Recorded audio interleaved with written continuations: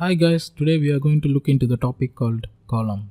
This is Bharat from Tekla Private Limited. Now let us look into the real-time project. Here C1 is 109 galvanized SHS profile. Now let us load the profile. Just double click on the column properties and just click on the profile to load it.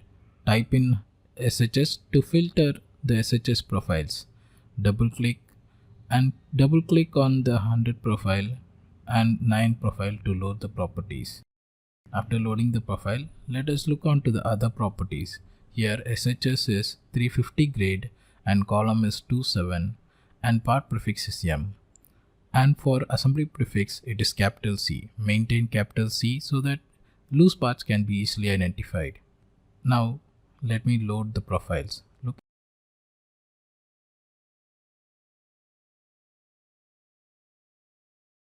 Looking on to the finish in arc drawing, it is galvanized. So let me type in galvanized on the finish part. So the assembly is finished with galvanized. After typing the part prefix and assembly prefix, now let us look on to the top and bottom of the column profile. So looking on to the model, it is 3515 is the maximum point where the column is placed.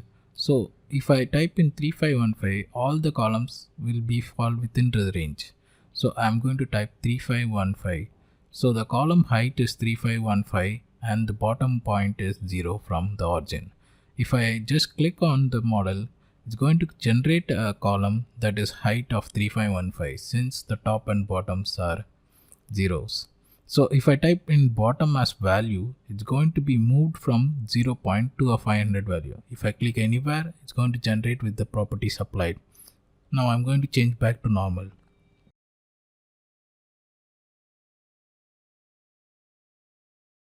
For column rotation, let me explain with the I profile column. Here, if I type in the vertical part as up or down, it's going to move up and down based on the work handle. Work handle is the pink dot that is shown over here. Rotation, if I just type in top, it's going to be rotated based on the work handle.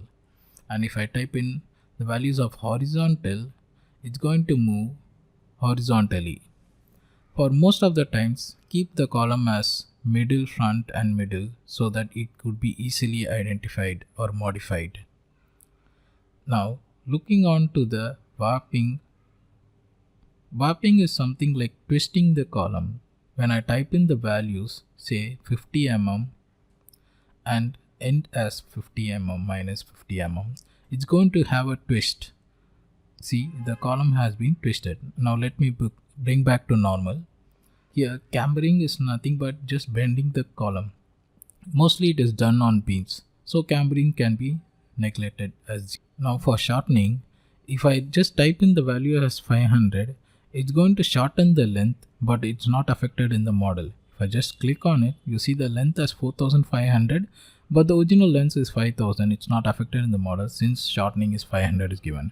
It's going to be affected in drawing. It shows the length of 5000, but the total material extracted is 4500. Coming back to the real-time example, just load the properties of the column and placed where the column has been located. See the highlighted portion? That's it guys for today. Stay tuned for more videos.